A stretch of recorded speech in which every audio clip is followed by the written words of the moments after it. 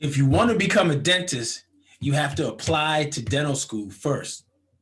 Stay tuned as we talk to a pre-dental student that just got into dental school. Yes, he was just accepted into dental school, and he's going to give us all the detail. And as we push the toothpaste out the tube and talk about getting into dental school. Stay tuned.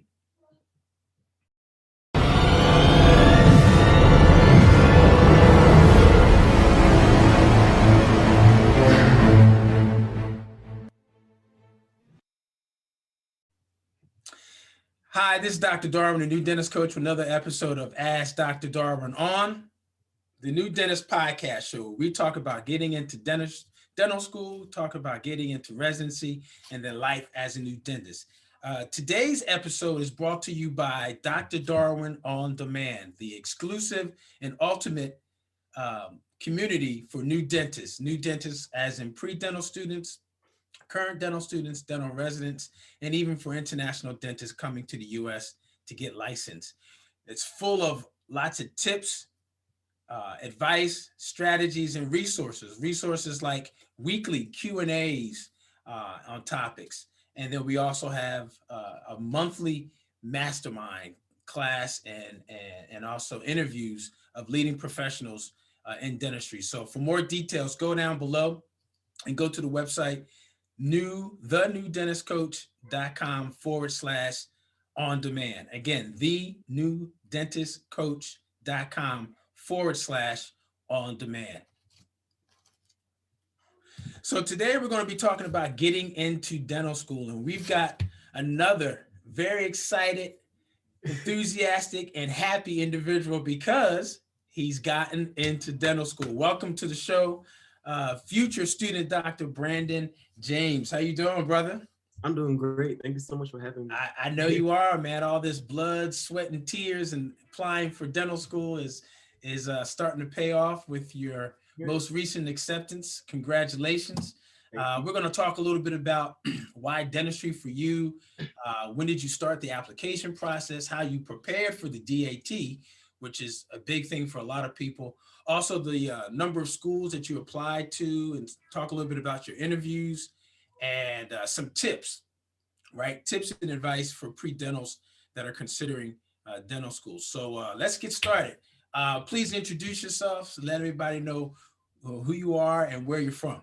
Okay. So my name is Brandon James. I'm from Long Island, New York. New York. And I go to undergrad in North Carolina A&T. So I go to the HBCU. Gotcha. All right. So let's dive in, man, because this is a hot topic for many people. So first of all, let's start with this. Why dentistry? There's a lot of different careers. Right. A lot of different careers in the health professions. Why dentistry for you? I chose dentistry because it has everything that I want to accomplish and pursue in one. Through dentistry, I can restore people's oral health, help detect and prevent other overall health issues. Through my dental work, I'll be able to educate people of all ages, mentor, which I'm really serious about because it was done for me, restore people's confidence, and I love the dexterity work that dentistry has. It's very intricate dexterity work. And it is very, very precise and detailed, yes. A lot more than I think a lot of people realize. And that's why we are kind of masters as technicians, as dentists as well. Yes. All right, so let's talk about this process because people need to know. So tell us a little bit. I know you said you're at North Carolina A&T. When did you start your process to apply to dental school? Okay, so I'm a senior now. Last year, about February, I started studying for the DAT, and I started getting everything together for the application. I started my personal statement. So when June hits, I was ready to submit. I submitted very early. The application opened June 15th this year, and I submitted it June 27th. So, there you go. Y'all listening? Don't wait.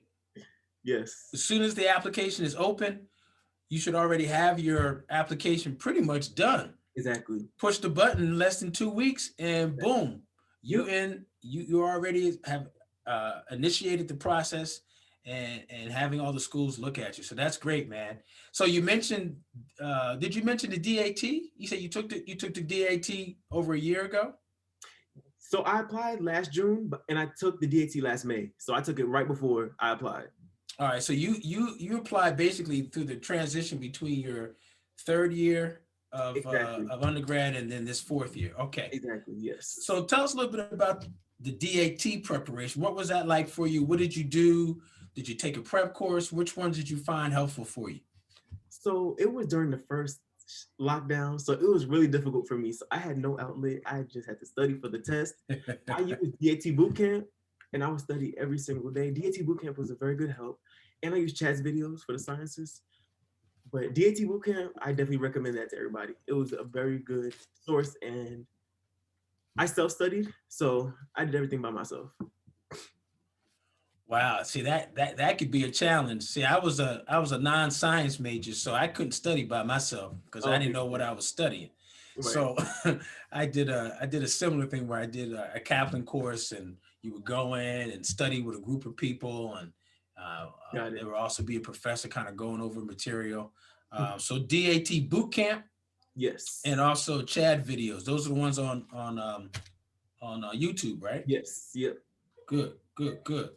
Um, what was when you were studying, what was the most difficult part of that DAT preparation as far as the content?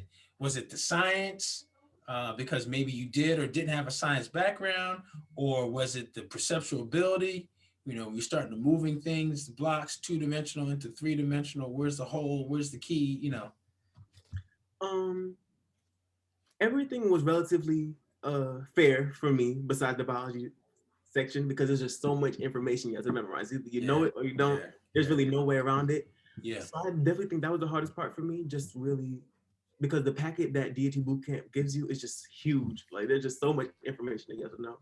And internalizing all that information was difficult for me. Perceptual abilities was my highest score because I really love it. It was a very interesting section for me. The chemistries were good, and everything else was okay. It was really the biology part that I really struggled in. Now, are you a chem major right now? I'm a biology major. Biology, and you had issues. Hey, see, that goes to tell you, and I'm going to give you a quick insider too. Just because you were a biochem or a biological science major in undergrad does not guarantee that you're going to be doing good that first Right. year. Right. Because I had many classmates that were like looking at me or looking at each other like, what is going on with this first year dental school, these sciences? So, so that's good, man. That's really good. So let's talk a little bit about the schools, because I know you say you're from New York, but you go to school in North Carolina. Tell us a little bit about the number of schools that you applied to, and most importantly, why those schools for you. Okay. Do you want me to tell you which schools or no? Yeah. Just share your schools that you remember applying to, or that you. I mean, there probably could be some more schools that you're still waiting to hear from, but you've applied because you applied back last year. So right. So I applied to 9 schools. The schools are University at Buffalo, Detroit Mercy, UNC Chapel Hill, Meharry, Howard, Nova Southeastern, VCU, University of Florida, and Tufts. I chose those places because of the location, pretty much. I want to be somewhere that I can see myself living. Because yes, I'll be there for a lot of school, but I also want somewhere that I can go that's going to have a nice outlet for me, that has fun things to do in the area, along with there being a good school there. So I definitely think the location was definitely the biggest thing in picking a school. Yeah. And I interviewed with University at Buffalo, Detroit Mercy, and Meharry, and I got into Detroit Mercy and Meharry, and I'm waitlisted for University at Buffalo as of right now. Nice, congratulations. So you got two to pick from here now. Yes. That's great. That's great. Well, we know during the fact that we're still in COVID, and that has changed a lot, not only at the dental school as far as for current students, but also for pre-dentals that are applying, and how interviews are run a little bit differently. Tell us a little bit about the interviews that you've had, and maybe share with us a couple questions that maybe you didn't expect, and then some of the ones that were more typical, if you would? Honestly, I did not get any crazy question. They were very simple questions. I didn't get any questions off of my application. They were all why dentistry, why our school, um, tell us about yourself.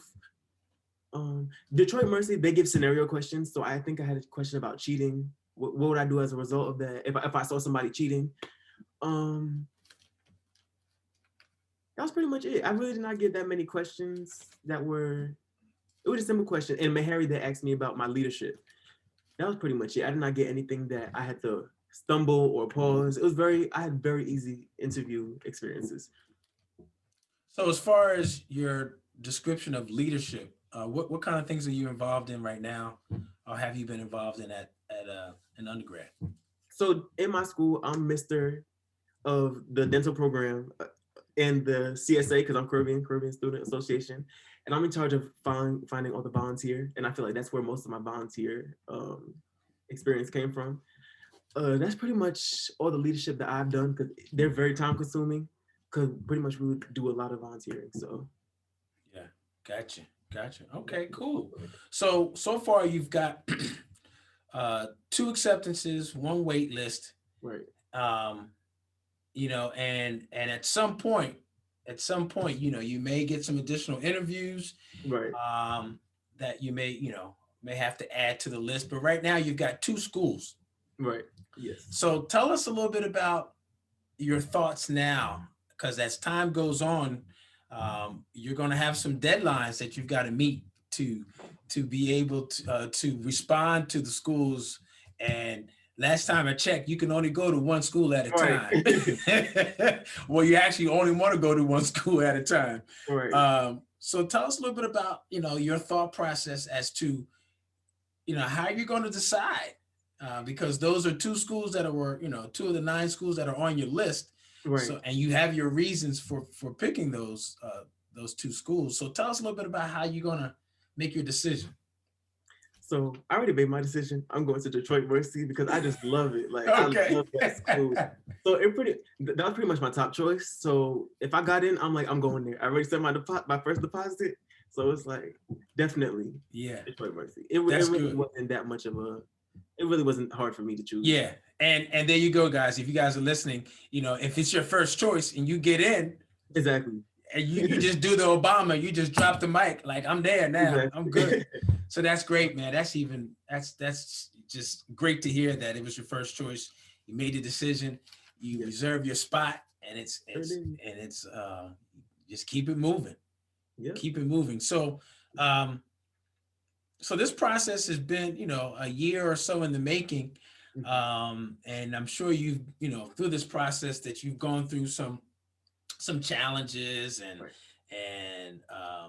you've reached out to people probably to kind of help. You might have had some other classmates that are applying to whether dental school, medical school, farm school, or something similar. But here's the part where we want to know a little bit more. And this is for those that are listening that are contemplating or already in the process of applying to dental school. Knowing what you know now, give us some tips and some advice on things to do and maybe some things not to do. Right. So to do, start the application early. Do not wait until the application opens to start working on the application, because there are people that can tell you everything that's on the application, so you can start getting things done. So when the application opens, all you have to do is start plugging stuff in, because, for example, the most time-consuming part of the application was your experiences, and then you have to do the summary with it, and then the summary has to be a good summary. And I have a lot of experience, a lot of shadowing, so that was definitely the most time consuming. Me and my parents would sit at the table, would hook up my computer to the HDMI on the TV, and we would just sit there and go through it. So I would definitely say start the application process as early as possible, because I feel like the earlier you apply, the higher, the way better your chances are to get in, for sure. Yeah, that's good. So you guys are listening, watching. There's the tip of the day. Start the application early. Don't know how many times we've heard this from recent students that have been accepted about this application process. You want to start early. And early for most people means probably your third year. your junior year of undergrad, so that when the cycle opens up, starting at the end of your third year, that June, you're ready to just push the button and send your application. All right. And there's something to be said for the early bird gets the worm, right? Yes, yes. But Oh, also, I have one more thing. oh, go no, personally, yeah, go ahead. The recommendations, you have to get those early because the teacher, because the person that you get it from, they're very busy. So I definitely noticed that. So the year before, so I applied in June. So I made sure starting November, I started asking for my recommendations so they have it done by at least February. So that's out of the way because I'm hearing from a lot of people that they get held up because of these recommendations. I feel like that's something that should not happen. Recommendations, there you go. So you got to do them in your junior year, and you have to do it in the fall of your junior year. Exactly, the fall, yes. Because things come up, right? That may cause delays with the people that are writing those letters. I mean, they don't have to do it for you. Exactly. Right? Would strongly recommend them to help you by doing them, of course, but they don't have to do it. So you have to give yourself time in case they're delayed, things come up. In this particular case, COVID. Right. Right. And a lot of professors are having to rearrange their schedules due to COVID, in response to COVID, which could also cause some delays. What other tips besides starting early on your application? What else would you recommend? Keep your GPA as high as possible. Like from early, make sure that you get your sciences strong. Make sure your science GPA is strong, not just your overall GPA. And really take the DAT seriously. Make it set at least 3 months to study for the DAT. And if you can, do nothing besides study for the DAT. So, yep, that's your job. At least 3 months to block out. So you're comfortable, you're not rushing. You can really take the time to learn the material. So that's definitely tips that I would give. Good. And you mentioned, having that, utilizing boot camp and Chad videos to kind of help you with that process. And then, like you said, blocking out that time. Exactly. Or all you're doing is that preparation and that studying. Now, when did you take the DAT? I took it May 2020. All right, so you took it at the end of your third year. Yes. Okay, I got you. And due to COVID, it was really hard to book, so I wanted to take it a little bit early, but it was just crazy. But yeah, I was lucky to get it. But I was lucky to get it before the application opened. So that means if you took it in May, that means right when you started your spring semester of third year, you were probably already studying. Yes. So that January, February, March, right before COVID. Yep, you started in February. Yep. Yes. And then February plus 3 months is May, 5th month. So there you go. So at least 3 months as well. That's great, man. So those of that you're listening, I hope you wrote that down. Start the application early. Yes. Keep your GPA high, especially your science GPA. And then also take the DAT serious, meaning block off the time, use the adjuncts with the different prep courses, and got to go at it. That's going to be your job for 3 months as part of you getting prepared and getting your application together as well. So that leads us to the question of the day. Question of the day is this. So now that we talked about some of those tips, and this is for people that are watching and listening, what part about what student Dr. James has shared did you like the most? What part of the tips resonates with you the most? All right, put your comments down here below and let us know which tip applies to you and why. All right, is it the DAT, is your GPA, or is it the time as to which you start your application?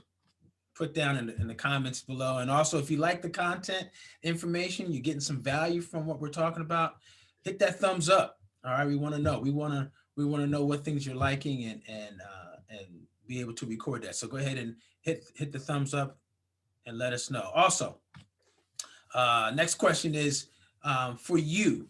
You've gone through this process now. you are like a pro now, because not only did you start early, but you got an acceptance, you got 2 acceptances, and now you've already picked your school. So you pretty much done this process. So going back, I want you to think, what was the hardest part for you in this whole process of applying to dental school? I would definitely say studying for the DAT, especially during quarantine. Yeah. Especially during quarantine, because I had nowhere to go. And I was in New York during the time, and New York was doing really bad during the time, so there was absolutely nothing open. I had no outlet, so I just had to pretty much study every single day, stay in the house all the time. I think that was definitely the hardest part. It made it much harder than it had to be because of that instance. Yeah, but it also sounds like it forced you to do nothing but study. Right. Which for some people is probably the best thing. You don't want to have too many outlets and too many things that can distract you. Yes, you need to take a break, go outside, get some fresh air, go for a run, work out. But if you have too many distractions, it can be too much. Yes, it can be too much. That's right. That's right. That's right. Well, hey man, we're so excited, and we are actually very thankful for you to share some time about this process for you. What's the best way to contact you if people have questions and want to maybe ask you some questions? What's the best way to contact you? Probably Instagram. Okay.